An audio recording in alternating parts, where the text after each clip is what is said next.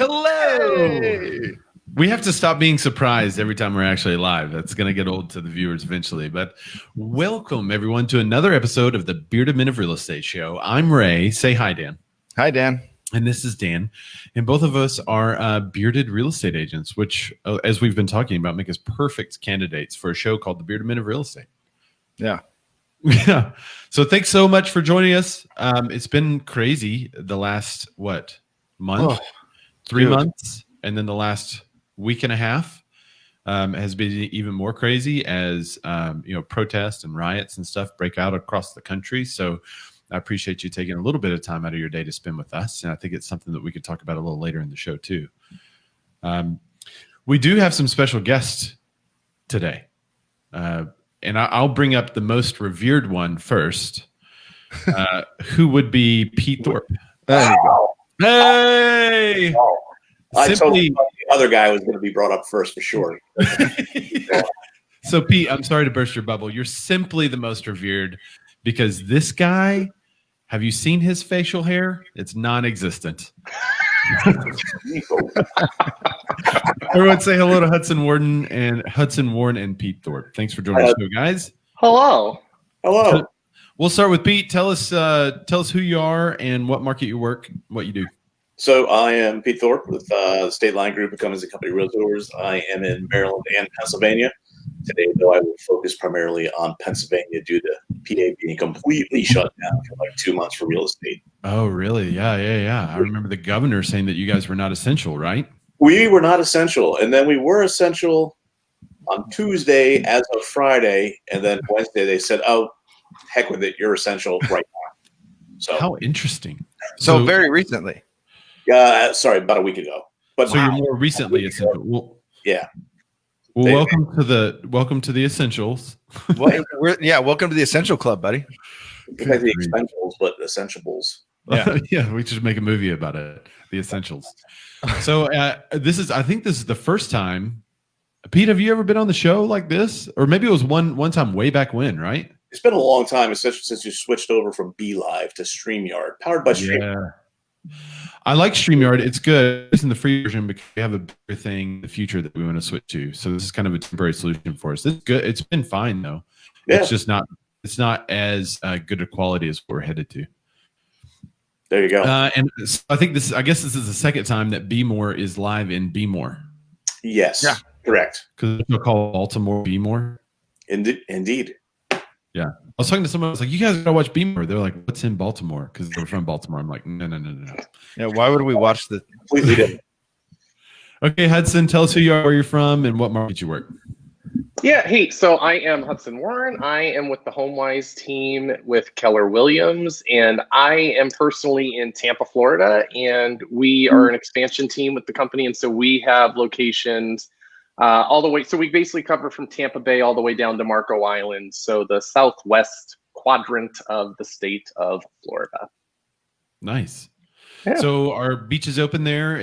What's it like in your market right now as far as the COVID shutdown? Yeah, I mean, it's Florida, so they pretty much never even closed them. They kind of just lightly Really? said, don't go there. Yeah, the beaches are fully open now. We're at everything is pretty much reopened here and at 50% capacity. That's Okay. what we're allowed at this point. It's been that way. They did 25% for like 10 minutes and then they upped it for 50 to 50.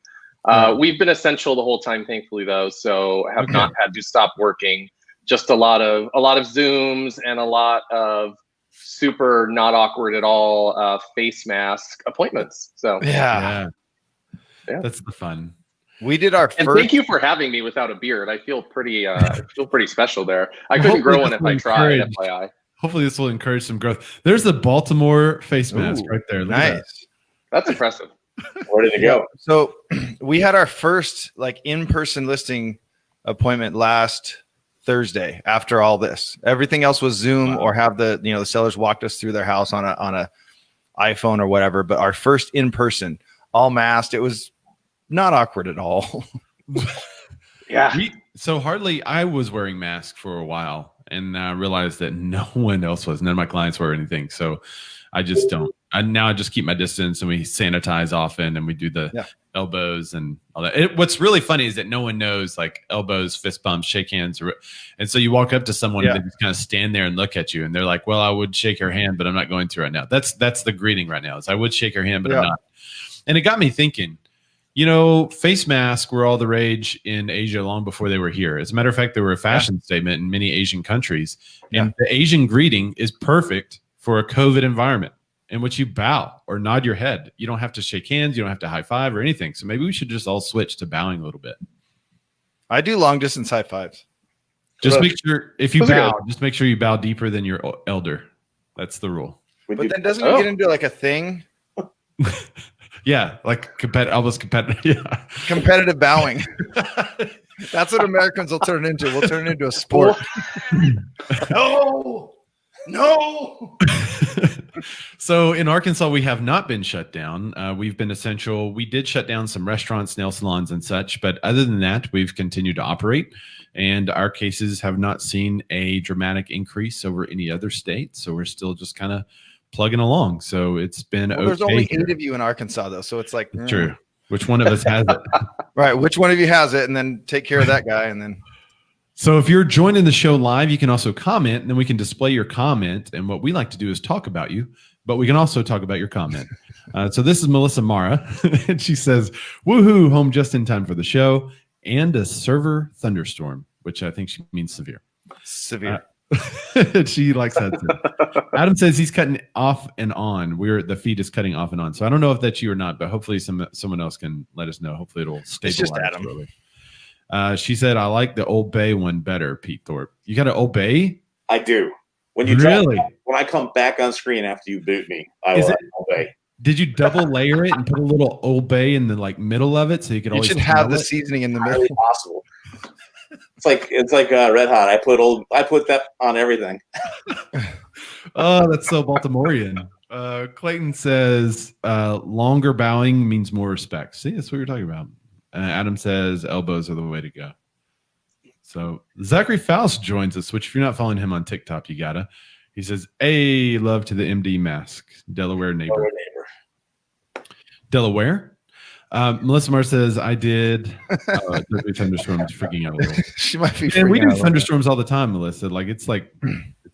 We have had almost constant thunderstorms and rain the last 2 or 3 weeks. So, daily in Florida. So, but what's better though, Melissa? A snake surprising you or a thunderstorm? She had a surprise snake attack the other day. Really? Like in her house? Nope. Yeah, just outside. Yeah, it's a nope. We take pictures of snakes in our yards. Danger noodle. Just burn it all down. Nope. Got to buy a new house. Just nope. Let's start over. Danger noodle. Okay. Well, y'all ready to get into some headlines? Absolutely. Sure. Okay, Hudson, I'm going to drop you, and Pete, I'm going to drop you guys down, and we will bring you back up as we start to talk about some of these headlines. But Dan, before we get into these headlines, would you tell everyone what BMORE is actually all about? I'd love to. When Ray and I met, it was, I'm just going to say, I think it's 3 years ago because we've been doing the show for 2.5 years at least or more now. So I had actually had an idea for a show because I am in fact a bearded man of real estate. And when I met Ray, I noticed something very interesting about him. Yes. He only eats bananas on Tuesdays. Did you guys know that about him? Yeah. No. And I don't mean that's when he chooses to eat bananas. He just only eats bananas on that day exclusively. Nana Tuesday keeps it. He calls it Nana Tuesday. Obviously, I noticed that he had a beard as well, and he also had a layout for the show, and it's the same layout that we do today. So we Wonder Beard. We combined our Wonder Beard powers, and we created the show that you see that you're watching now. But I also noticed that Ray loves to give value up front, and I love to do the same to our clients. So it's about being more as an agent, but also being more as a human. Yeah. Hashtag Nana Tuesday. Comment down below with hashtag Nana Tuesday. Hashtag Nana Tuesday. And we do like giving back. I mean, one of the things that we always talk about is how often these articles come up in conversations that we're having with clients and sellers and even other agents. So it's important for us to be knowledgeable about what's going on in the marketplace. And that's why we have the show. Hopefully the rising tide lifts all boats. And it is our hope. Lately, I've started saying boats and roofs and other words really weird, like boots and boats. Wait, Anyway, so you're now developing an Arkansan accent? when it's not Arkansan, it's like northern. I don't know where it's from. It's just like a weird. I've just noticed like when I say words like boats, it's just comes out different. So it's normally I would say like boat, but boat. Lately I've been like boat, and I don't know what that's about.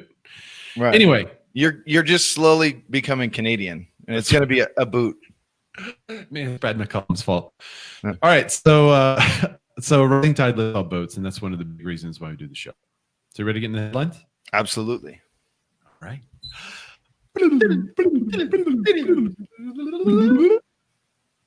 So this time, this week. Oh wait, I just got to use my face. Hang on. Face ID. It's in the middle of a live show. It's not recognizing his face. It's not recognizing my face. Well, you know, it's been like I've been having to use the whole face mask thing and take off the face mask whenever I had that on, but I couldn't. So, okay. Adam Johnson says I'm falling asleep. Let's go. Okay, we'll go. He loves stats and facts. We got to get to him. Let's go. Okay. Oh yeah, Mike. So Elizabeth Rodell, she's from Minnesota. She said it's from me. You're welcome. It's the Minnesota coming through. Boy. Okay, so this week I did the articles slightly different than I normally do. So normally we just kind of talk about some of the, I guess you could probably tell us because those of you who watch the show often, we start with like mortgage rates and stuff. But this time we went a little more in chronological order. So you'll notice that some of the first articles we cover are articles that were towards the end of last week, and some of the last articles we cover are going to be the ones that came out more recently. The reason why I did this is because it's almost a tale of two. I've already said a tale of two cities. It's almost a tale of two cities here, where you have two different weeks to look at. The numbers are drastically different from both of them. So we'll get into more of that as we go. But let me bring. Well, I mean, 2020 keeps stepping its game up. So these changes are drastic. They are drastic. And they happen so usually, you know, we're covering national stories that are going back, you know, we usually compare to a year ago. And by the way, Ray, we all have homework that we're going to cover through, right? Yeah. Oh, yeah. I should probably bring that up. All right. So look now, if you're a real estate agent watching this, now on your MLS, year-to-date solds, the units of properties sold, get your average days on market and get your average price point and compare that to your year-to-date last year. Because we really want to know what's going on in your market. One of the benefits about doing this is that we can give you guys a shout out and let other people know that you're watching the show. See, I said no weird. Did you hear that? Let other people know. I'm hearing it. It's weird. I think I'm watching too much TikTok. So let's let you other speak people differently than when I met you 3 years ago. This is odd. It's weird. So you can let other people know where you're from, what market you work, and then we can give you a shout out and talk about what's happening around the country.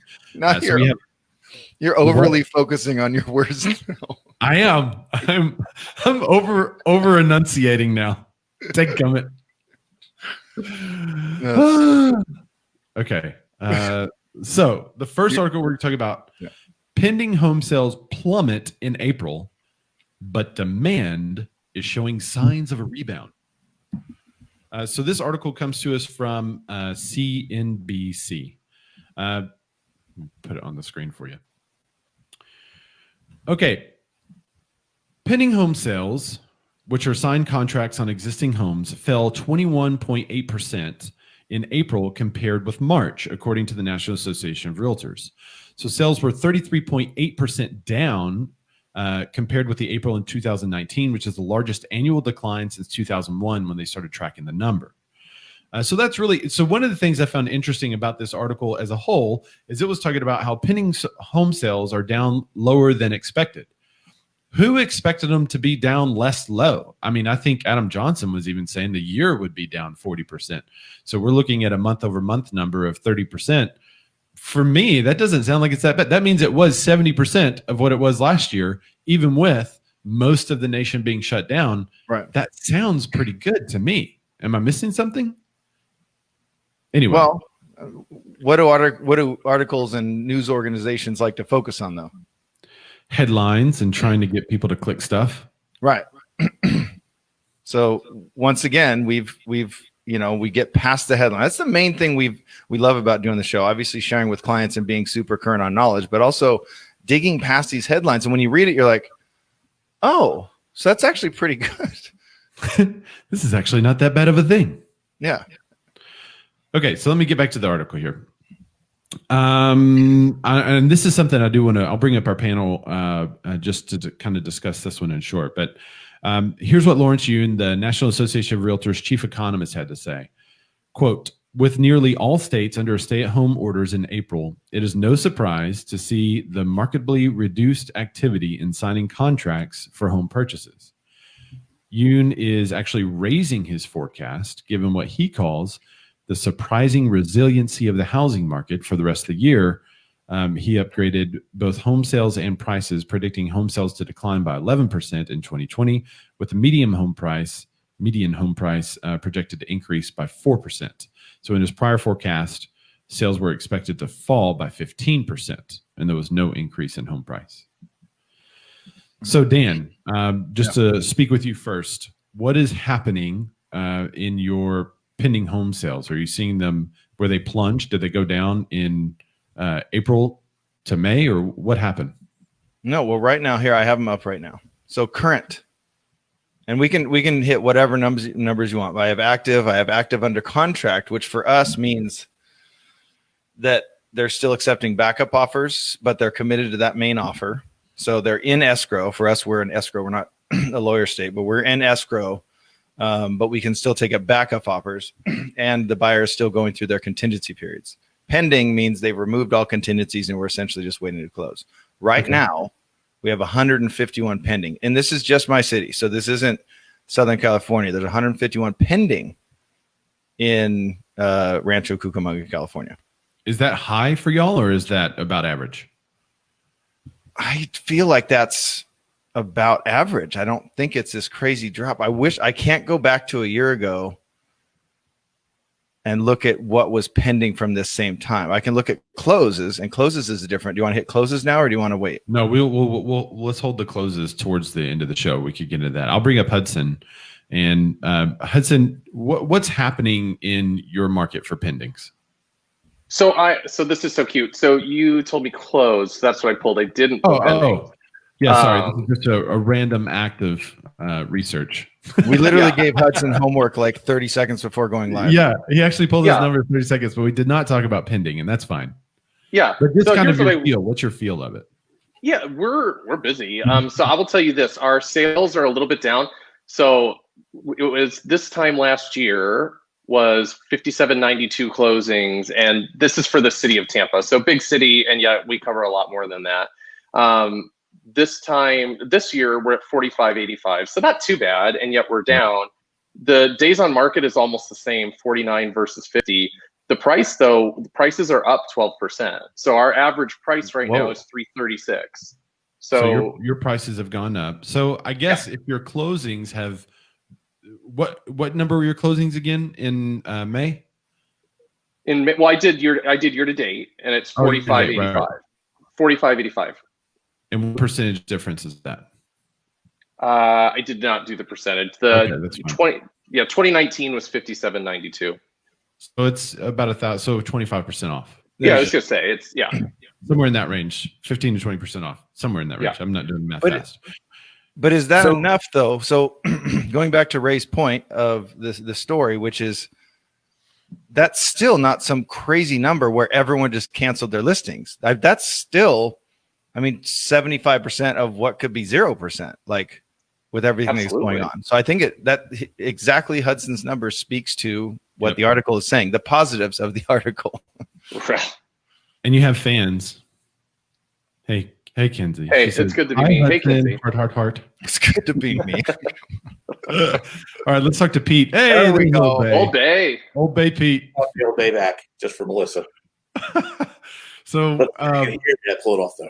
What was the feel of your market in as you went from April to May? Did you guys have a ton pending? It's gonna be May. So look at April to May. We were rolling along fairly well in York. On the Baltimore side, we had super low inventory before everything happened. And what we ran into was with that low inventory on the Baltimore side and Pennsylvania shutting down, a lot of people that were buyers in PA started buying in Baltimore. So we were running into this multiple offer situations on every deal. Wow. But When you mentioned under contract, I ran real fast to take a look and see what we were looking at in York County. So last year we had, And that's Pennsylvania. Yeah, in Pennsylvania. Yep. Right. So we had 20 up till year to date last year, there were 2,442 closings. Average price point was 201. Up year to date now, we only have 2,009. So we're 433 deals less, and that's with 2 months being closed. But that's with a state that shut down completely. Yes. So it doesn't seem that bad. Now remember, Wow. anyone that went under contract prior to March 18th still was able to close. So we still Right. have closings kind of rolling beyond that. But what I found most interesting, though, we've been open for just over a week now. There are currently 1,038 properties under contract or pending. Wow. And that's in like a week. That's Holy cow. That's what you call a boom. That's going to be your flow to your ebb, right? Yeah. So do you feel like you're working overtime right now, or are you just like hustling as much as we're possible? we're hustling all over the place. Yeah. We're running out. I mean, look at him. He hasn't even had a chance to go get a haircut. Look at him. I can't. Well, actually, I don't even think barbershops are open yet. Oh, well, there's that too. I mean, look at him. He looks terrible. I didn't say terrible. I just said, look at him, and you decide for yourself. Wait a minute. Are you got life? She's like, you need to get it shaved. By the way, Right. I know what I look like, so I'm just joking. Yeah. So there's definitely been a boom with interest rates being low. And like I commented below, though, I have friends in other states whose companies have said, hey, you're not coming back to the office till next year. So what a lot of people are stuck doing is they're working at home like, I need more space. And if you're working at home and still employed and interest rates are still this low, you want more space, you're going to go out there and buy a house. Now, I think you're leading right to one of the articles that we're going to talk about in a little bit with some of the research that Zillow is trying to do. So that's a perfect lead in for that. But I'll drop you down for now. I'll drop you guys down for now, and we'll bring you back up. Oh, wait, hang on. I'm hitting the wrong button. Awkwardly focusing on the guest. What? Oh, that was so funny. I was hitting the wrong button. It's very easy to hit the wrong button. By the way, I'm going to tell people that I'm dropping them down, and then we're going to put a big screen. We're dropping you down, then they're all. By David, the way, who's a regular contributor to the show, he said just did a deal where the VA rate was 2.9% for $945K. Isn't that so great to have unlimited VA right now? He said rates are crazy still from day to day. Yeah, and I do. Pete looks like he's kicking. Yeah. But I do want to say thanks. We're asking them to literally run stats live as we put pressure on them, so that's awesome. We appreciate you guys doing that. Super helpful. Yeah. Pete knew, but Hudson didn't. So we're like, here, do this. Oh no, do this one. Right. Hold on, please. So we could have just asked Pete this next question that's in the article. But instead we'll bring up the article. It's millionaires cut spending. What aren't they buying anymore, Dan? So Pete would know because he is one. He is one. So this is so our wealthy consumers planning to pull back their spending this summer. Now, what do they categorize wealthy consumers, quote unquote, as? A recent article and poll say that they will be pulling back their spending. Now, this is according to the CNBC Millionaire Survey. That's a thing. In case you didn't know it's a thing, that's a thing. And that polls 750 people with investable assets of $1 million or more. So literally a definition of a millionaire. So if you're a $999,999 heir, nope, you were not polled. Just a minute. Things like real estate, new cars, and vacations are the expenses that they are most likely to put on hold, and many won't complete those purchases for at least a year. More than 1 in 4, so then it breaks them all down out of the 750. So more than 1 in 4 millionaires polled planned to postpone a real estate, specifically real estate purchase due to the Rona, according to the survey. 15% plan to postpone the purchase of a car, and 10% plan to postpone a vacation. Now, when asked when they plan to complete those purchases, the largest number, 37%, said in 2021 or later. Now, here's a quote. This is from George Walper. He's the president of Spectrum Group. Spectrum, not Spectrum. Okay, got it. The wealthy are still feeling cautious. And then he continues, they learned from the last crisis that maybe they need a little bit more of a cushion than they thought. They just don't want to make a major purchase decision right now. So what do you think that's going to affect, Ray? If millionaires aren't spending, do you think that's going to affect the upper end market? Well, I don't know. You can look at it two ways. If millionaires are not buying real estate, they're not buying houses and such, and that could also mean that they're not selling their house. If they're not selling their house, you could tighten up that inventory, which for years, in my opinion, has needed to be tightened up. There's so much luxury available in our marketplace. So it kind of depends. I mean, a lot of times, if you've read the book Millionaire Next Door, which I'll link up in the comments after the show, it's a good book, but it talks about how the real life millionaires are often not those that are super extravagant. Right. So though we think of millionaire, we think of like $2, $3, $4 million property, but it could just be somebody that owns a $400,000 house or a $500,000 house. Well, and they may have a portfolio of 10 homes that all cost 240 grand. Right. And then they rent them out. Second homes, which is something we'll talk about later in the show too. Right. So if they're postponing those purchases, they're probably also postponing the inventory that would hit the market. So it could actually be good in a way. You could also see new millionaires coming out of this. You know, the current 999,999 in there. Heirs, yeah. They may make $1. And that could push them up into the new category, and they could change their spending habits. They could buy things that they couldn't previously. So I don't really know the full impact. It's 30% down from home sales of millionaires buying properties. It could be investment properties. You could they don't describe or detail what. Right. They just say a home, a car, and vacations. Right. You could see more opportunities for a lower tier player on good investments that are making money that the millionaires are passing up right now because they're holding. So I don't know. Pete, which I said, he knows millionaires because he is one. He said they're buying one wheels, so it's all the rage. Very true, actually. He said, but they could also be spending money on smaller ticket items, not multi-million-dollar properties. Yeah. Well, and that's immediately what I think when you hear millionaire, you think, but I immediately went to Dave Ramsey and the Total Money Makeover, which is essentially how to make yourself more money, wealthy, healthy, how to be healthier and wealthier. So, and it literally walks you through steps. I immediately thought to that, but it goes back to the non-extravagant stuff. Like, don't buy a brand new car that you don't really need. Buy a used car that's 10 years old with low mileage. Right. Sorry, I got some things happening. So, that's Patty's here, by the way. I just want to interrupt your thoughts to be sure that everyone knows. OMG, Patty is here. Hey, Patty. I don't know who Patty is. And does she mean on the show, or does she mean anyway? Person, I guess. But yeah, so I immediately went to that, and then I'm thinking about it would be for me the investment homes that they would be buying. I think those are going to suffer, and then they're not selling either. We have a good question. Adam is sharing. He said just closed a conventional 2.7. Wow. 2.85 APR. So he's also sent his stats, which we'll get into a little bit later in the show. And we have a good question from Brad Camphouse. Fellow bearded man in real estate. Fellow bearded man, very good looking. He said, about 3 months ago, banks offered to let homeowners push their payment out for 3 months. Now those people will have one-time big payment. The 3 months plus the current month. Do you guys think that this is going to be a spike in foreclosures because of this? If so, do you think those millionaires are saving for foreclosures? And hold that question. And let's come back to that because we do have a story on that. You want to circle back to this one?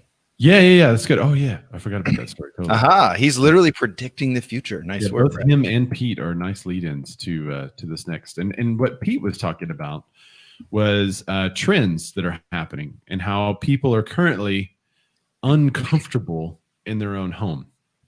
So let me bring that up. Zillow is trying to do some research on all this. By the way, we had a seller today, having a conversation with Chris Murray, and how I think it was the condo was 184,000, but now Zillow is saying it's worth 280,000, and it's actually worth 230. So she kind of pooped bricks. What Zillow says? Yeah. So you can't really trust Zillow. You can't. And it kind of shows where listening to shows like this may actually trump some of the data that they're trying to find, because we often talk about human trends. They're looking at click data. Well, and if there's one thing though, they do cull a lot of data. So data like this, where they average out and stuff, it can be a little more trusted, but when they try to make a robotic average of a home, Yeah. not the best. So Pete and Hudson, I'll bring you guys up at the end of this article to talk about some of this stuff. Okay, so let me put it main screen so you guys can see the article.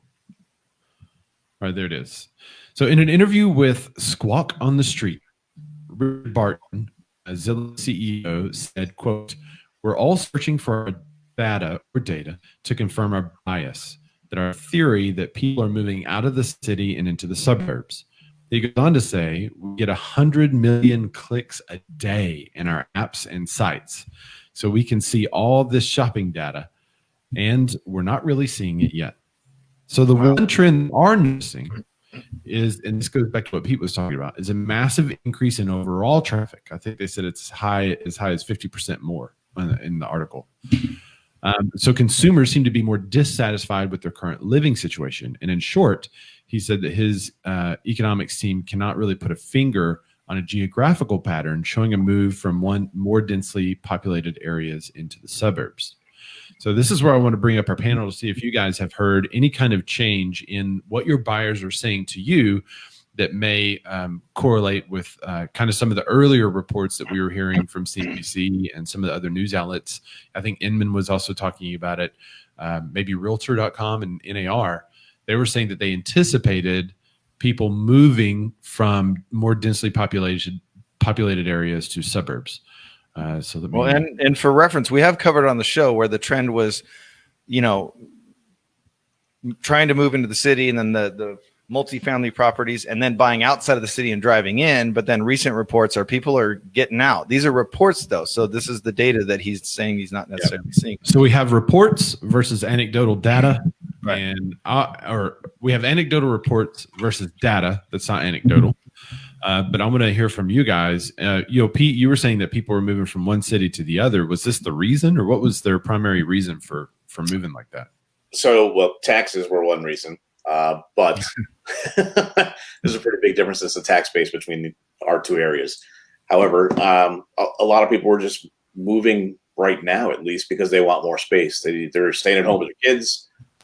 Kids are being homeschooled. They need more space, is what the bottom line is coming to. So if they're still employed, they are looking for a bigger house just so they have more room. Like I said, companies are telling them that you come in the office maybe on flex hours or not at all for the rest of the year. So do you want to be in your tiny little third bedroom as an office, or do you want to have an actual office space and not have your kids on top of you or spouse? If you're both. Well, and your Maryland market that you work is fairly rural, yes? Where I am mainly, but I go down into the city. We have had a lot of reports of the city having a little bit of a slowdown. It just happened to, before Corona hit, it seemed to be slowing down a little bit. Quite tell why. Showings were down, so people were just thinking that because we didn't actually have a real winter this year. So there was you didn't have, everyone was holed up for a month or two. The weather was just sort of like, meh. So I think that the market kind of never had the real dip that you normally get. It just kind of stayed flat, and the pop that everyone was expecting never happened.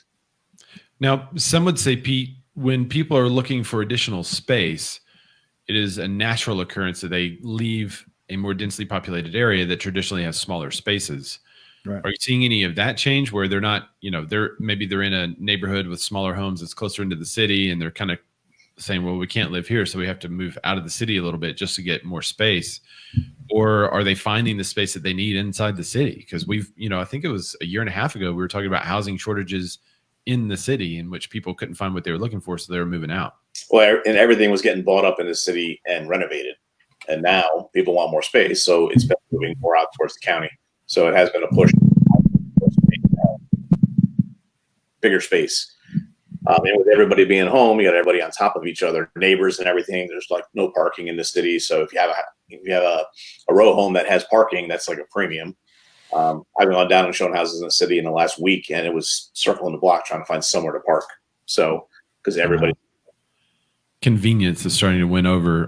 Mike Elizabeth Riddell says, or they're starting to think about fleeing riots or fear future riots, which may be on the minds of some. She said the riot thing was an actual comment from one of the buyers consult yesterday.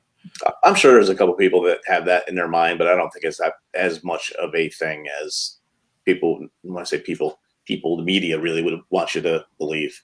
Yep. Hudson, what are you seeing? Are you seeing a trend where people are leaving more densely populated areas, or is it pretty much kind of the same in your market? Same, kind of similar. What I'm seeing is that not necessarily they're fleeing the city, although I still think that might happen.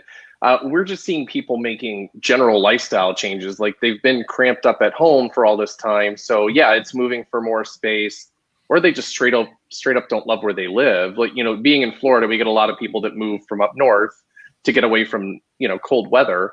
And so, you know, you're trapped at home. Your only outlet is to go outside. Like you can't go to businesses or anything. And if the weather's not great, so we're seeing people move, not necessarily because of population levels. However, we're seeing people move because they're just looking for a lifestyle change. They're looking for a different house, a different space, a different feel, a different community. So that's what we've been seeing.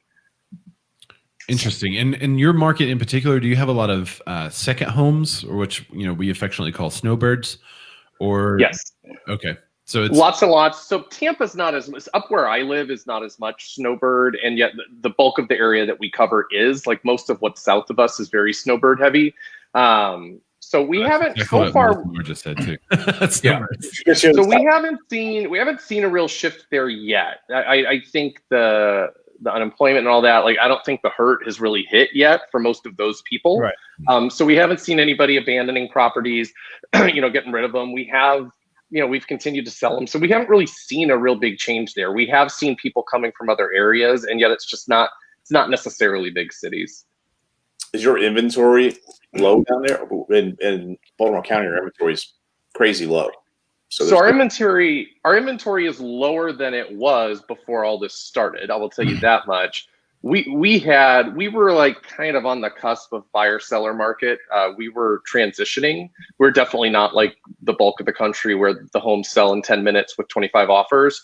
And yet the inventory has thinned out for sure. So, which has been great for sellers. It's been really, I think one of the reasons that we've continued to do well through COVID while a lot of agents were kind of struggling was that we just changed the conversation we were having with people. We're like, look, everybody and their mother pulled their home off the market. There's still people that have to move. Do it now. And it's been working. Like our listings have been selling quicker. So it's been interesting to watch and be a part of. Interesting. Dan, what are you seeing in your city? Are people moving out, or are they staying local? Well, we don't have like a move out. It's pretty densely populated everywhere. So we don't really have like a country. Now, like we had Michelle Calkins on, she's up in Arrowhead, and then there's Big Bear. So I think they're seeing it, but those are still more vacation-y or second home type of things, or investment properties where people buy them and then Airbnb them out. Obviously that's not a thing right now, or it's been hit. So it's just more about affordability. If you're a first-time buyer, you're looking for affordable around here anyway. You're looking for affordability. It's not very often where a first-time buyer, and Hudson's going to know. He lived here a long time, and he still knows and works. His mom still knows and works Long Beach and the surrounding areas. But it's not very often where a first-time buyer jumps in and they're like, "Cool, my budget's $650,000," unless you're on House Hunters. I mean, for me at least, it's more $450 and under, I guess. And then as far as people selling and then buying, that's kind of, I don't know what a trend would be, but that's more what Pete was saying is they're selling because they just want more space. I don't know. I would love to actually have Chris's on because Chris is going to know our numbers as a team, and it's more, there's not a lot of right sizing or downsizing going on right now. Interesting. I wonder if tiny houses are going to be a thing coming out of COVID. Tiny house is a great idea as long as you can go out to eat and enjoy your urban lifestyle, and then all of a sudden you're at home in the 120 square foot tiny house. Right. It was so cool a minute ago, and now it's like, oh man. I think it will be still a loft above your kitchen, so that's cool. Yeah, you got to pull out bed somewhere. Yeah, that's also a kitchen. All right. Well, let's talk about the. I'm going to drop you guys down there. Let's talk about the demand for this mortgage bailout, which I totally misread this headline at first. It's the actual headline from CNBC, Dan, that you're about to talk about. It says demand for mortgage bailout slows to a trickle, which I read demand for mortgage bailout slows to a tickle. And I was like, what? It's just a tickle. Okay, Dan. More. So with that transition, it's all you. Yeah, I appreciate that. Yeah, mortgage lenders threaten tickling if you don't pay back your servicer. But this is where we can go back. It was Brad's comment, right? This is where we can go back to Brad's and maybe talk about what we think is going to happen. But with unemployment reaching all-time highs and true economic fallout happening due to the Rona, homeowners were offered the option of going into forbearance. Okay, and then Adam touched on it as well. Was it Adam? Or no, I don't know if Adam said it, but also Brad had the comment. And despite all the current uncertainty, fewer homeowners appear to be struggling to make their monthly mortgage payments now than at the start of the crisis.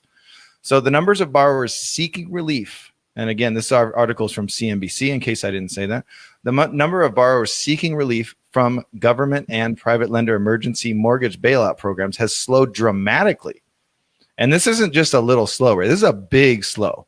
So as of Tuesday, 4.76 million homeowners were in forbearance plans, including an increase of just 7,000 from the previous week. So actually, I put this pin in your head. If we bring the guest back up, or if you're in the comments, is this slowing down because so many people took advantage of it? Or is it just not getting hit as hard as we thought? Like, do you understand the difference I'm asking there, Ray? Yeah. Yeah. So including increase of just 7,000 from the previous week. So data from Black Knight, which is a KNITIGHT, which is a mortgage technology and data provider, compares that 7,000 with 325,000 granted in the first week in May and 1.4 million in the first week of April. So it's a trend, right? It's a positive trend, I guess you could say, that there's less people taking these lenders up on the forbearance. But why is that, though? Is it just more people are realizing they can pay their mortgages, or is it just people took advantage of it early on? Does that make sense? Yep. You want to bring up the guest to talk about this one? Yeah. Mike Elizabeth Riddell said, I don't think it was hit as hard as we thought. Because those numbers are crazy. What did I say? Let me go back to it. It was the first week in April was 1.4 million. Adam says that is what happens when you make more money during a pandemic. Yeah, I think he's referring to a lot of the people that were on unemployment that actually got paid more than what they would have made. Shade. Brought to you by Blinds.com, maybe. So my question always was, were those folks homeowners to begin with? They're more likely renters. And I do think that a lot of people looked at it and they jumped in the very beginning because you had no idea what was going to happen. Was the world going to end? Right. So, and then they realized, they stepped back and said, okay, I got 90 days to figure it out. Oh, on day 91, I have to have, you got 3 months you got $6,000 laying around for your $2,000 mortgage payment. Maybe you did. And then they weren't sure how it was all going to shake out. So I think people stepped back from doing it, or they looked into it. I've seen a bunch of reports that came out where somebody called and looked into it, and then they got a forbearance, and they called screaming at the lender, like, I didn't want it. I wanted to know about it, and I don't want to do that. So they would pull it off. I think it was actually, Pete, your comment on the show a few shows ago where it said, if they just mention it, it goes into effect. Yeah. Yep. You're like, no. I just wanted to know about that word. What are the options? Because who knows what's going to happen? Am I going to get fired? Am I going to have a job? What's the story? But I know somebody commented a little bit earlier. I don't think they're going to have a lot of those balloon payments due, because the optics of that will be terrible. I think it's just going to get pushed to the back of the loan. They'll get the extra interest, and that's going to be a bit of a ding for the mortgage industry. But I don't think they want the optics of, somebody was unemployed for a stretch, got a job, came back, and they're like, oh, hey, by the way, I need 6, 7, 8, 9, 10 grand today, or you're going to go into foreclosure. I just don't think that's going to work. Yeah. That comment that you're referring to is from Brad Camphouse, and he's doing something what I call connecting the dots. He's looking at the news stories and starting to connect and see, is this affecting this? Is this? That's one of my favorite things to do. And I guess you could use the gif of me being a conspiracy theorist and having like all that stuff, that the movie clip. You could probably use that for me, but I'm always looking at this, and I kind of had the same thought he did. Could millionaires be delaying purchases because they're waiting to see what happens at the market? I also think millionaires tend to be pretty smart people. And when you're seeing price increases and low inventories, they are probably not wanting to buy at the new top of the market. I think a lot of people thought a couple of years ago, you're at the top of the market. And then last year they said we're at the top of the market, and they kept saying that home price gains will slow, and they didn't really. They maybe slowed a little bit, right? And now they're increasing again.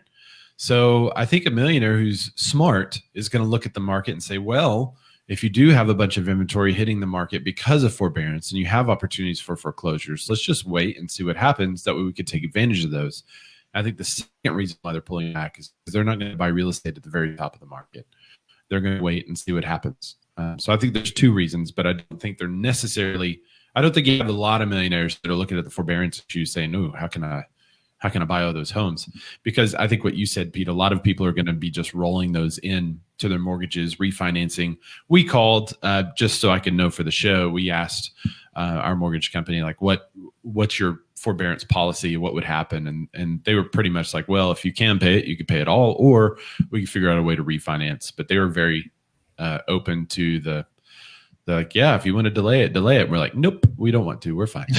I think that. Please don't do that. And and Hudson, just so you know, on the show, when we kind of started talking about this forbearance, we also questioned, are people just going to do it because they can do it? Yeah. Not that they need to do it. So maybe we're seeing the less people taking up on this is the effect of that. We did see a pendulum swing, Hudson, before you kind of give us your thoughts on it. We did see the pendulum swing. At first, we had all these realtors and all these lenders saying, forbearance is not free money. Don't take a forbearance and think it's free money. You will have to pay it back. And then we saw the pendulum kind of go the other way, where we were having to correct that and say, well, it depends on the policy of your lender. You need to talk to your lender to figure out what they. But Hudson, what do you think? No, I think the same thing. I mean, I think that a lot of people saw opportunity. And so I think at the beginning, people were saying yes to this left and right. And then they realized what it really was, and that it was not really a deferment. It was, hey, you're going to have one giant bill in 3 months or 6 months, because I talked to my bank about it and they were going to give me 6 months. And then I did the math and I was like, no, I am not coming up with that giant of a payment. Like, even if I can, that sounds painful. So, and same thing, by the way, they put me on forbearance anyway. So I had to call and say, like, ax that, please. And they did. And yet, so I think a lot of people just finally realized what it really was. And yet I also agree, I don't think we're going to see a bunch of foreclosures for it, because while the average person cannot make 4 or 7 payments at once on their house after they were just struggling anyways, like how that math adds up for the banks, I have no idea. Like, they're struggling, they ask for help, cool, they'll just make this giant payment at the end of it. That makes no sense. Like, they're going to have to tack it to the end of the loan. Otherwise, we will have a giant foreclosure situation. Right. And we saw how that went, a little over a decade ago. And the banks aren't going to let that happen again. There's zero chance. They're just going to push it back.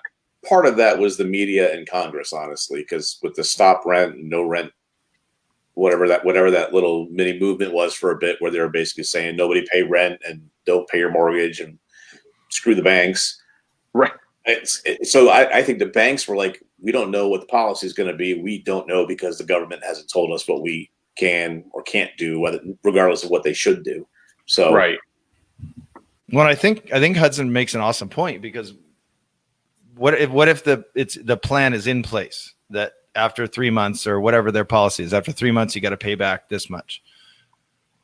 But they've already been struggling because they couldn't pay in the first place. But now they're going to make them all of a sudden. I think that's a point that I haven't seen in a comment or brought up on the show. Now all of a sudden they're going to make them do that. Well, they're going to go, nope, I can't. And then there you go. They got to go into foreclosure. And I don't think the bank wants a short sale or foreclosure. Nope. So Michael Elizabeth Brodell brings up a good point about the earlier story too. She said millionaires are also hitting the stocks while they're low. Yeah. Melissa Marr kind of echoes what you were talking about. She said, I think more people got educated on what it was and realized they could keep paying. If you can pay, you should pay. Yep. Matthew Soto, a mustached gentleman. I think with a mustache like that, you have to say mustachioed. A mustachioed. He's a mustachio. It's my favorite ice cream, mustachio. David, it's a little hairy, but it's good. David says, I heard most banks will stretch payments up to a year to pay back. Yeah, and they won't, because what's happening during the meltdown. They were still, they still had to pay. The servicers still had to pay. So there's going to be some losses there. I wanted to make one more connection. We'll kind of go to the next story here. So one of the things we've been talking about is landlords delaying buying, or not landlords, but millionaires delaying buying anything big, specifically real estate. But one of the things we know about a lot of people that are millionaires is that they hold real estate, and not only their house, but second homes, short-term rentals. Right. And I don't know that the millionaires would do this, but I also know some aspiring millionaires that maybe own short-term rentals in which a forbearance, while their industry is hit hardest, might be valuable.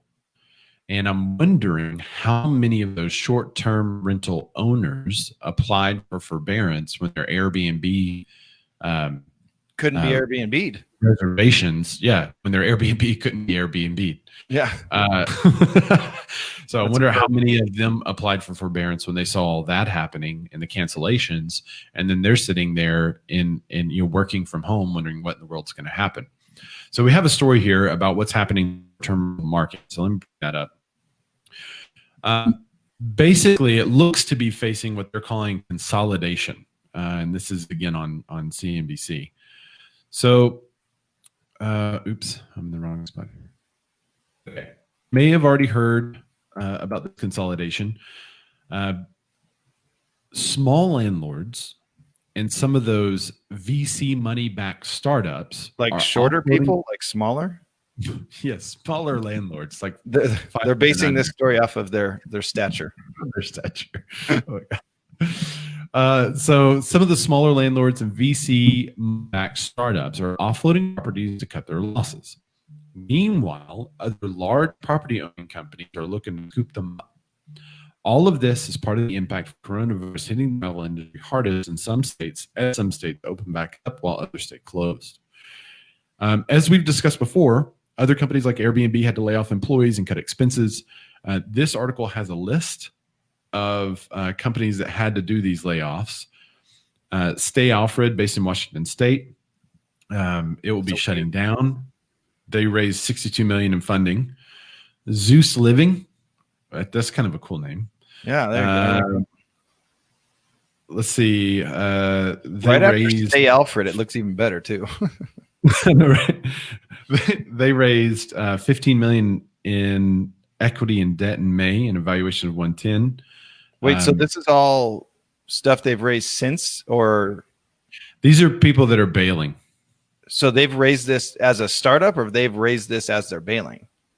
They raised $15 million in equity and debt in May, an evaluation of $110 million, a down round. So have y'all ever watched Silicon Valley? Yeah.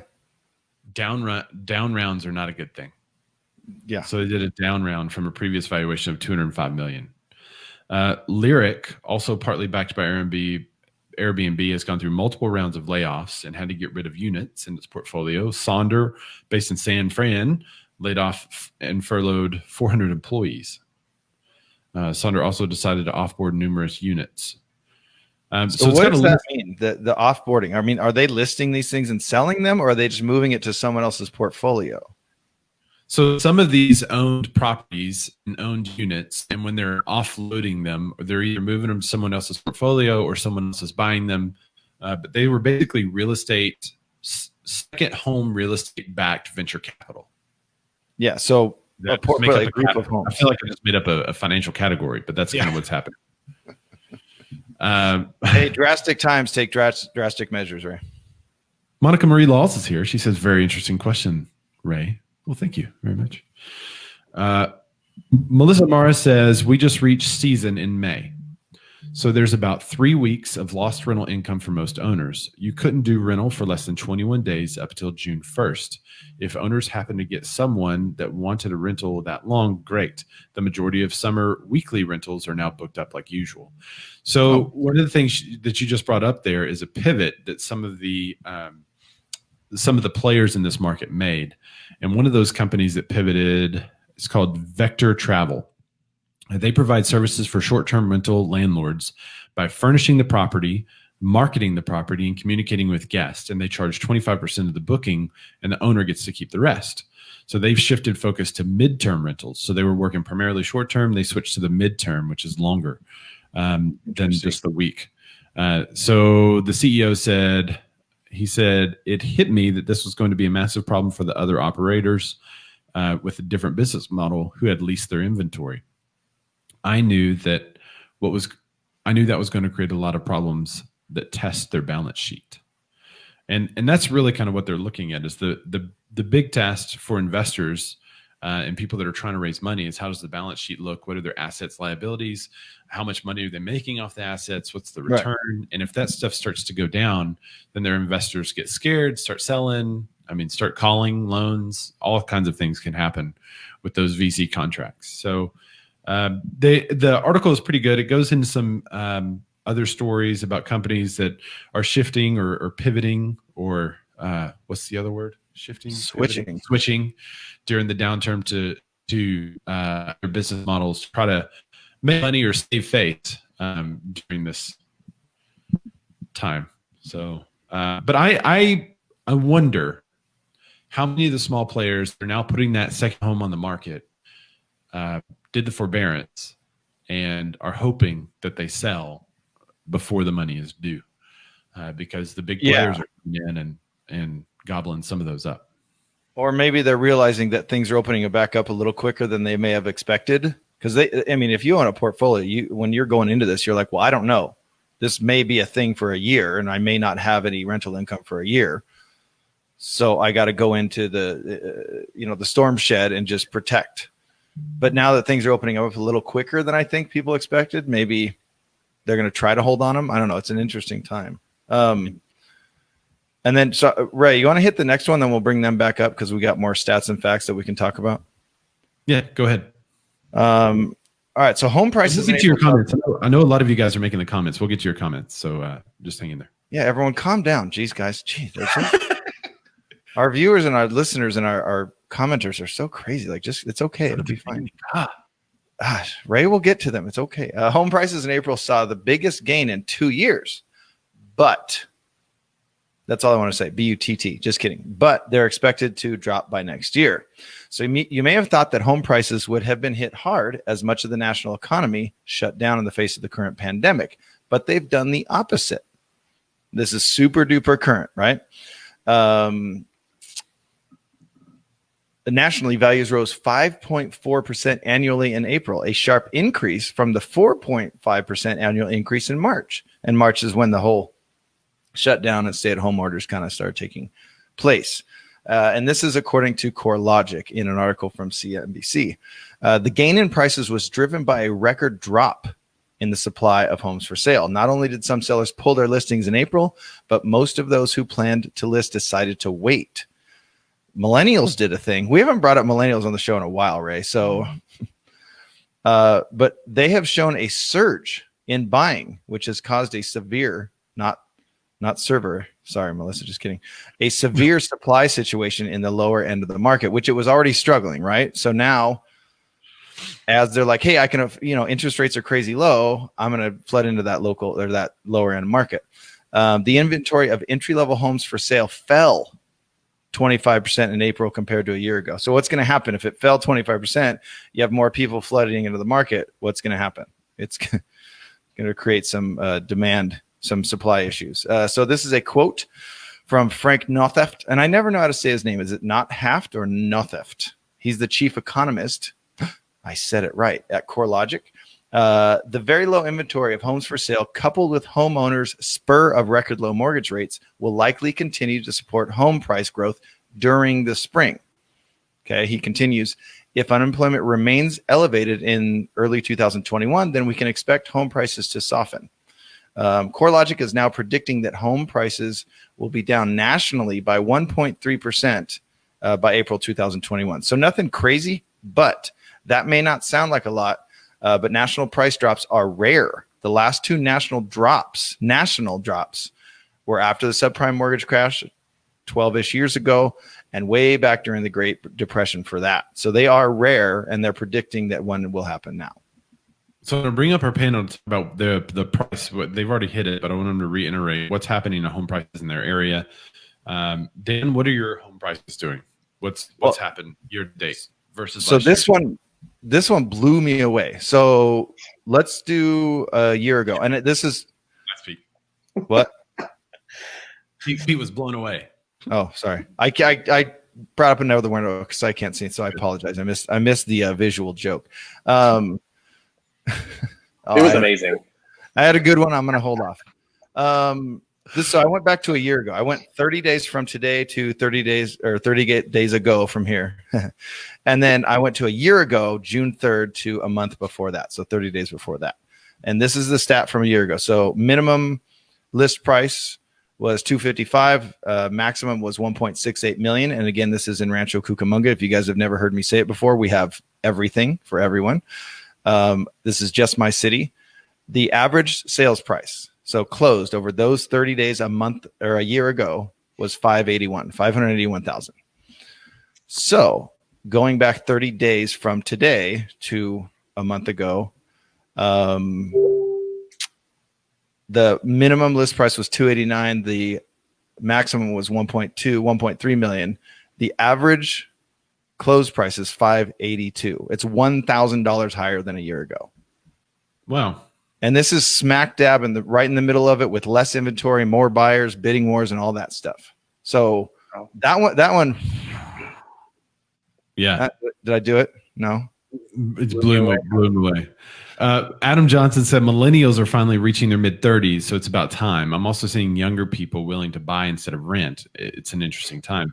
I think one of the reasons maybe why the millennials are coming out of COVID and wanting to buy is because when they were living at their mom and dad's house and they all were COVID quarantining, that probably got old real fast. Real fast. I got to get out. All right, let me share with you my market stats, which is on my Lord.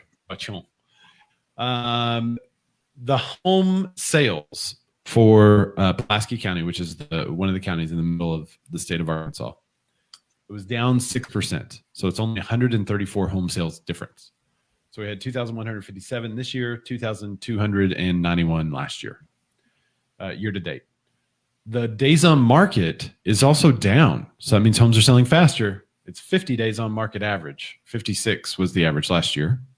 Which is, if you don't know Ray's market, I don't study his market, obviously, but I know from just being on a show with Ray, that's crazy. To see it that fast. And it's always been. I mean, when I started real estate in this market, the average days on market were like 70 to 80 to 90. And even like a year and a half ago, that's kind of where they were. So this is average throughout the entire market. That's crazy. Yep. The home prices are up 5%. So last year, the 201,000 average. This year, 211,000 average. That's exactly 5%. Yeah. So it's up 5%, which is good for the people that are trying to sell. Not so good for everyone that's trying to buy when you have lower inventory. I think actually that the home sales are down simply because of low inventory and the people that didn't search through COVID, the people that didn't list their house through COVID. Yeah. Actually, it's the people that didn't list their house. There were tons of people searching through COVID. Right. Well, there's more people searching than ever. Yep.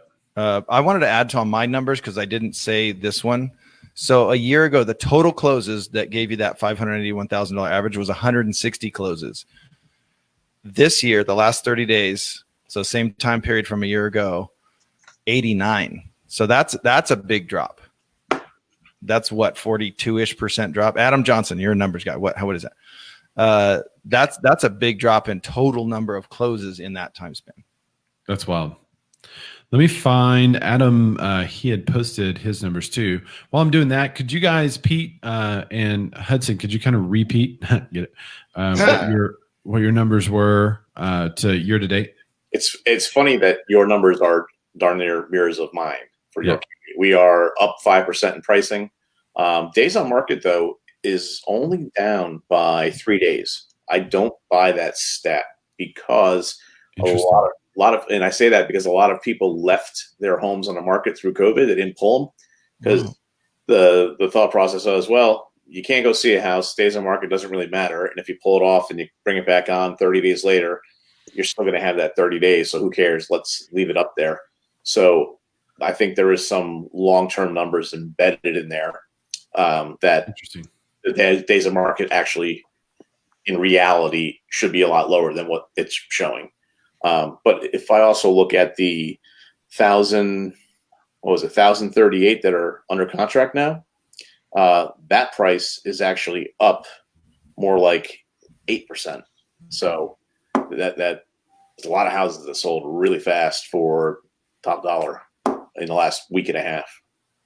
So, yeah. So I didn't bring this one up before we go to Hudson. Is my actually my average days on market went up. A year ago, the average was 41 days on market. Now it's 52. Do you think that's most likely due to COVID and people just staying at home? Yeah. Well, I think it's probably just people are delaying closes, because we in California, we had a form that went in place where you could delay your closing. If you're in escrow on something, you could delay your closing. And I think a lot of people took advantage of just because, give me another 15 days.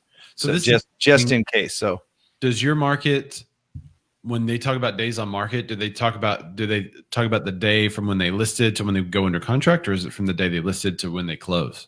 So it's a little bit, and Hudson will know this one for sure. It's a little bit skewed, because the way we're supposed to do it is when we list it, it starts, the DOM starts, and that is attached to your APN number, your assessor's parcel number, your tax number.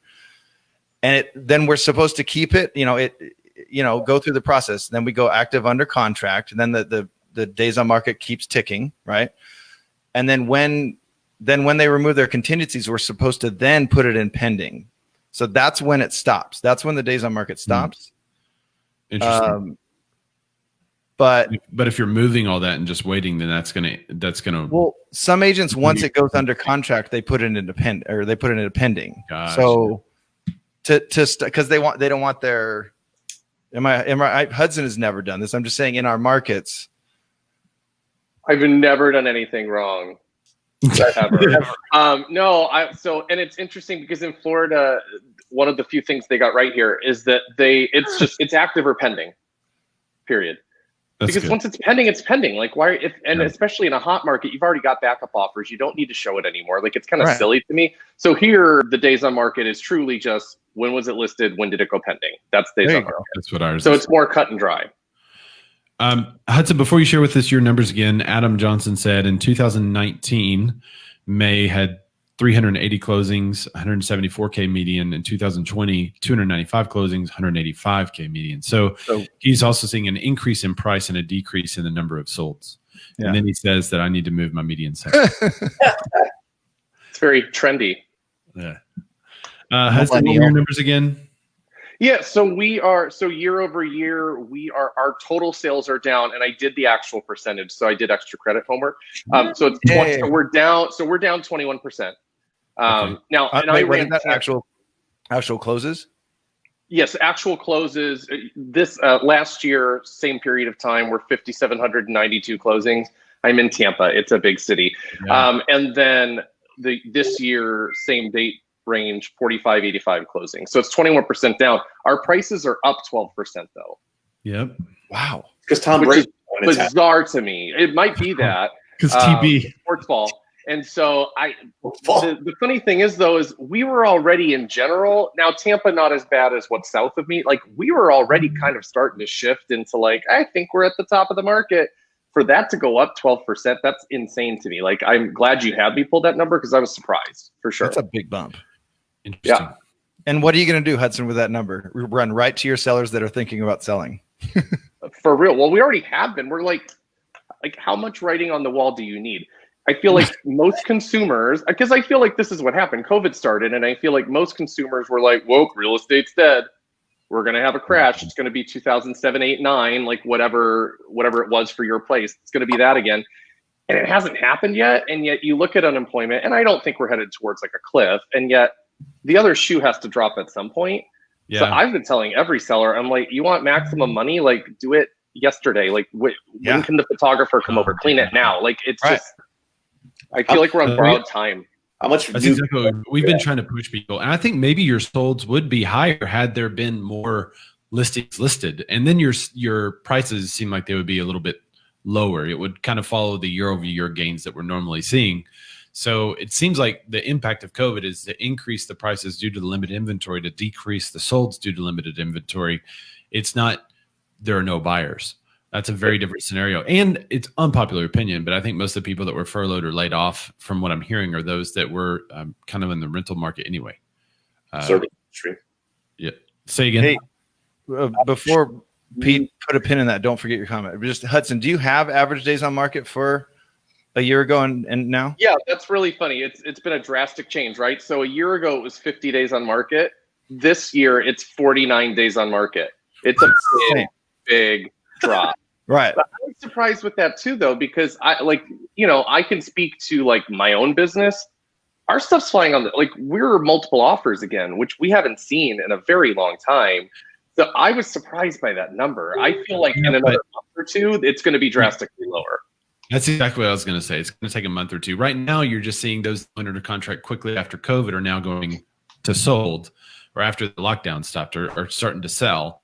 But you're probably seeing a little bit of the battle from those that were on the market during that, and now they're coming off the market. Properties that were just listed right as soon as they opened are starting to close, and so it's kind of averaging out. But I agree with you. I think in the next month or two, you're going to see a lower days on market overall. All right, Pete, pull that pin. Pins out. Uh-oh. So the question though was for Hudson, how much new construction do you have, and is that contributing to your bump in price? Because we have a friend of the show, fan of RETV, Colin Cameron. I don't know if he's on or not, but Colin JJ Cameron. Yeah, you got to say it that way when he says his name. Colin JJ Cameron's Market. There's That's the agreement that we have with RETV.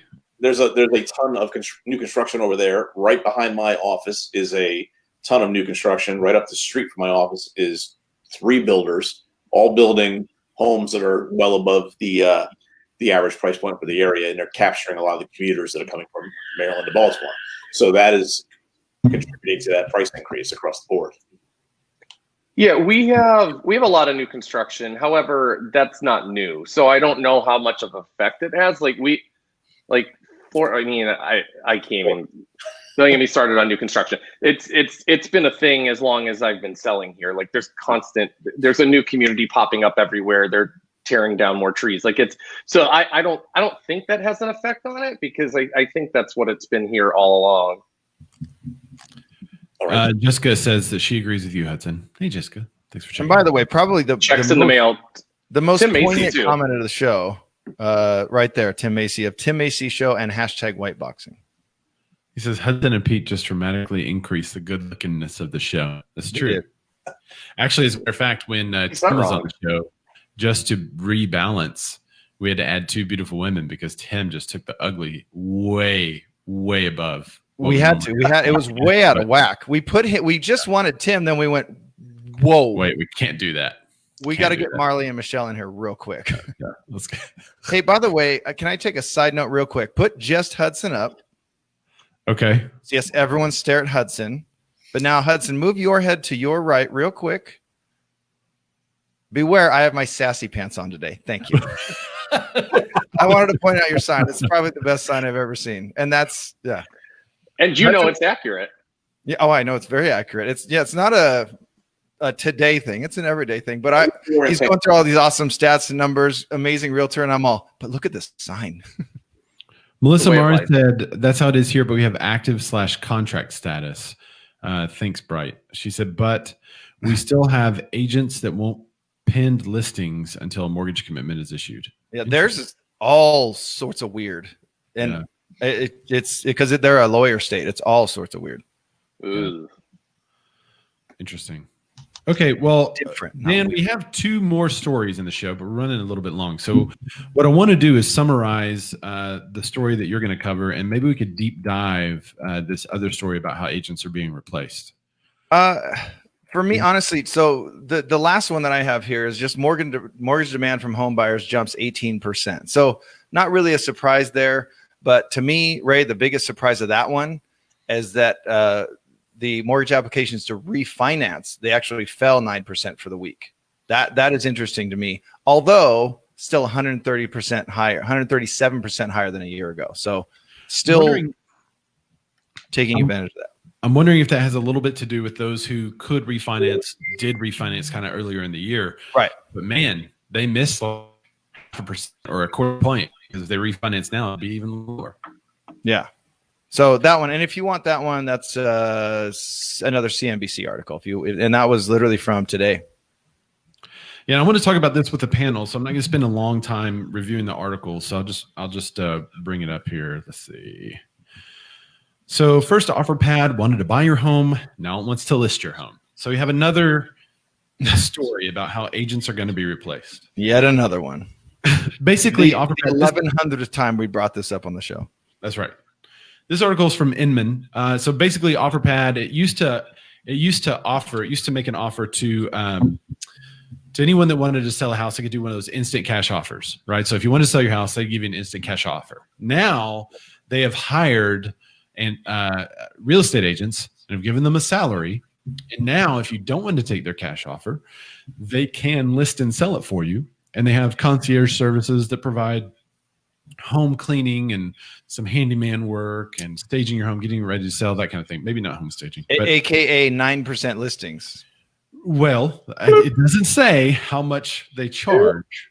But commission, man, it's a convenience fee. Convenience fee. It's not commission because they're salaried. So it says, this guy says, this is the CEO. It's Brian Bair, B-A-I-R. He said, the vision of Offerpad has always been to be a full service solution center for every customer that comes to us. I challenge myself and my team every day to figure out what are some solutions that could provide customers to make a home selling and buying experience much easier. So you can read more about this. It kind of goes into what else Offerpad offers and how they're making this transition. A big question I have is, did they hire some of the employees at Redfin let go? Yeah, that's exactly where I went, Ray. Yeah, I mean, it's a big question I have. But in reality, it's just something that we like to address often whenever we see in the news. So I'm going to ask Hudson and Pete, will this type of service replace a real estate agent? And why or why not? The only reason it will replace the real estate agent is if the real estate agent allows it. Because I'm a firm believer that the one thing that technology can't replace is the relationship. Like, that's our value. Obviously, we have more value than that. We can help people through the process, and yet we can have a stronger relationship with somebody than a website can. And so, no, I don't think they're going to replace us. I just think we have to continue to offer a lot of value. Like, all the things that they do, like something that I've done in the past is, now this was when it was the cash offer. Like, I've gone to Offerpad, I've gone to Zillow, like I've gone to get the offers for my personal home just so I can back myself up. Their convenience fees, that's cute. Like, they're crazy high. They are much more expensive than working with a realtor. And then they're selling at a discount, usually at a heavy discount. Less, yeah. So, I mean, I just find it bizarre. Like, they take attention away from us. I don't think they're going to replace us. That's a great point. I think it's just a dumb shift. Like, the guy can't even spell bear right. I mean, it's not.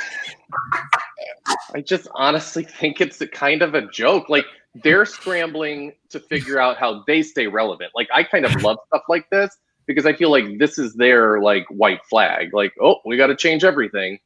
Yeah, I don't know. I mean, we warned you guys about the sassy pants. We did. Yeah, sassy pants in full effect. So they're over here. Oh, what's happening?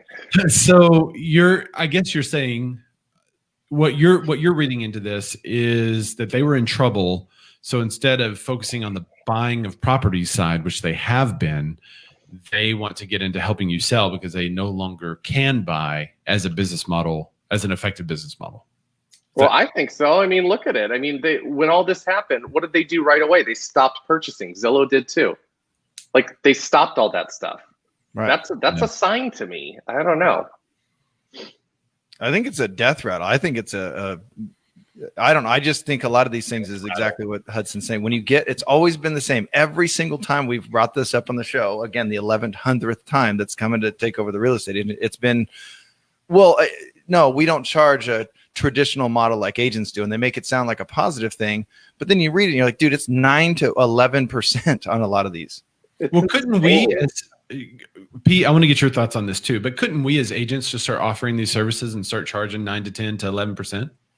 Well, we already have BMORE bids. We already have that. It's just my Gmail account. Right. You just email us an online instant offer with BMORE bids. I've been doing that for 9 years. I don't think they're going to replace real estate agents. I think where they're going to have more of an impact is on the investor side. All they're really doing with what they've got is institutionalizing investing. So they're taking the money out of the local investors who might know the market and throwing it up to Wall Street numbers. I mean, they wouldn't you look at Redfin's model. Even if they didn't have Wall Street funding for 7 years, they were in the red.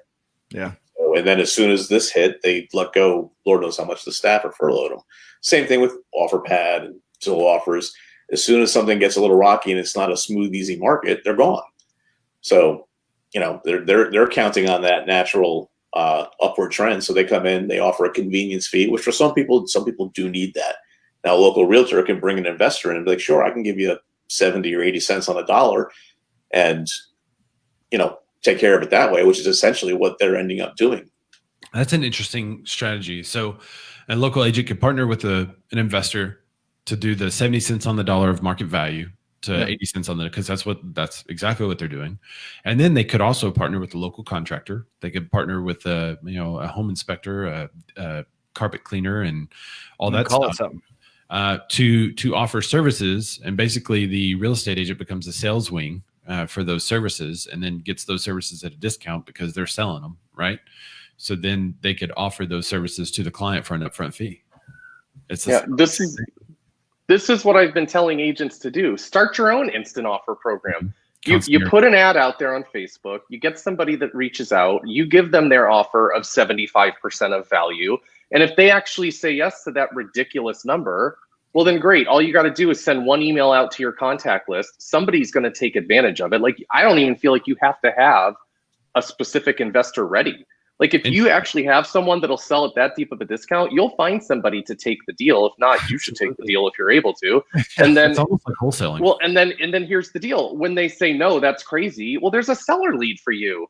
They want real market value. Well, you can help them with that. And Offerpad likely can't. So this is the same, and we've said this before, but this is the same concept as if we don't sell your home, we'll buy it. It's just in reverse. It's the new version. If we don't buy your home, we'll sell it. That's a great ad right there, Ray. Yeah, I'm going to do it. I'm going to do it. I mean, how much value are you getting out of this? I mean, if you're a real estate agent watching the show, you're getting tons of value, and this is the only avenue to get this value. So you're welcome. Just kidding. But also, if you're a consumer, just us four, but that's fine.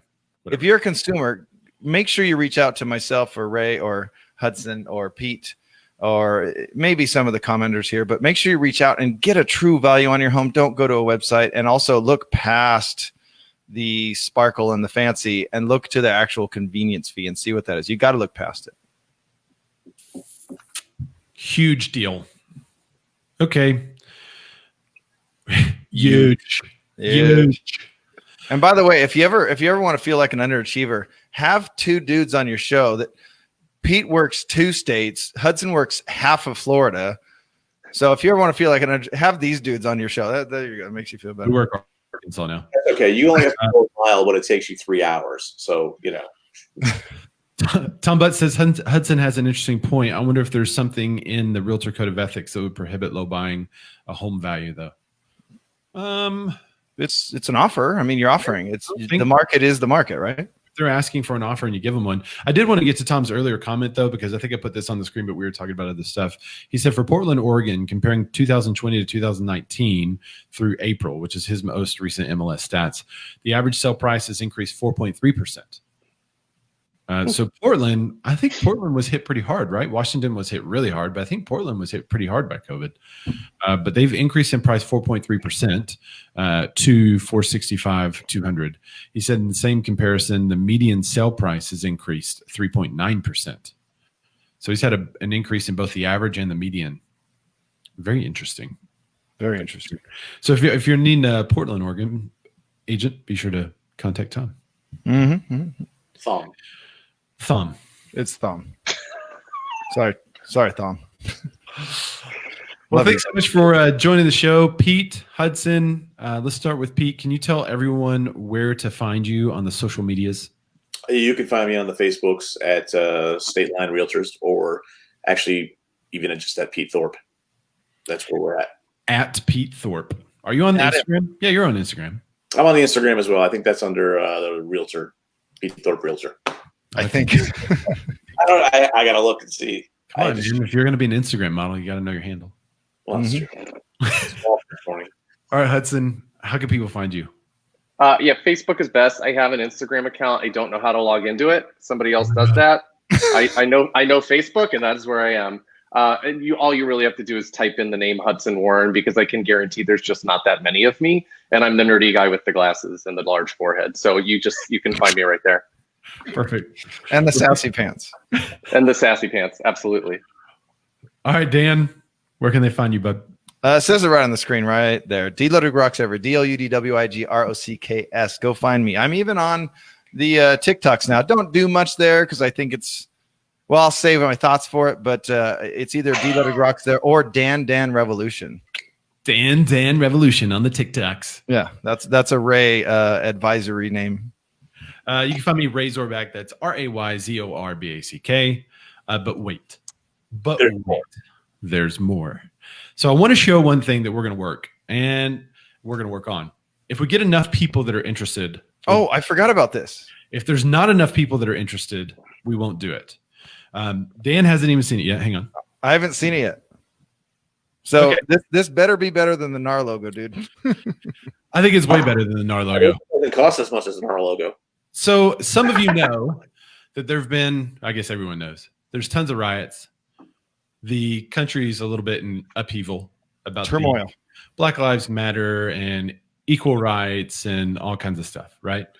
So I was trying to figure out a way to address it. And we have had a tagline for our show that I think is more appropriate than ever. And the tagline is listen, learn, and love. And so for the next t-shirt, which is actually on the back of these t-shirts too. Yep. For the next t-shirt, this is my proposal. Let me put this up. I have goosebumps right now. It's a black t-shirt. Black t-shirt with black writing. So it's a little bit off black. It's like a dark gray black. Why can't? And it says, there you go. Listen, learn, love. I think it's probably more appropriate than ever, a black on black at this time. And it's something that if we get enough orders for it, if we get enough people that are interested in it, it'll have like a little bitty BMORE on the back, just so you can remember where you got it.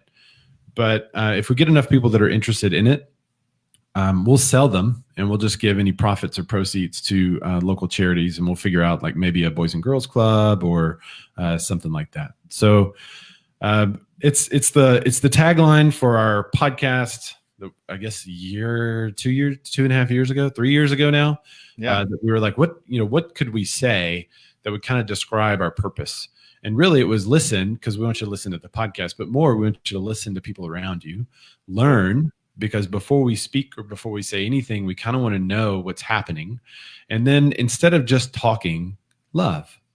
Simple. And so that was kind of what we said from the beginning, and I think it's more appropriate than ever. So a black on black shirt, listen, learn, love. And if we get enough order, we have a minimum quantity of 12.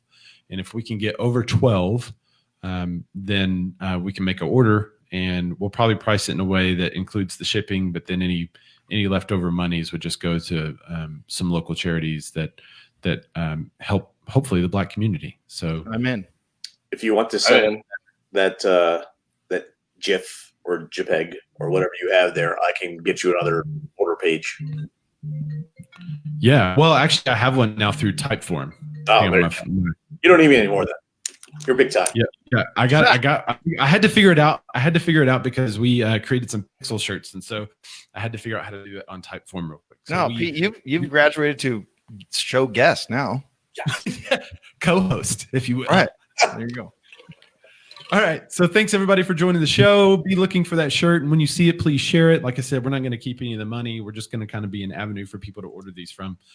So thanks so much for supporting the show. Thanks so much for supporting that movement in particular. And thanks for tuning in today. So we'll see you guys next time. Love you guys. Thank you. Bye.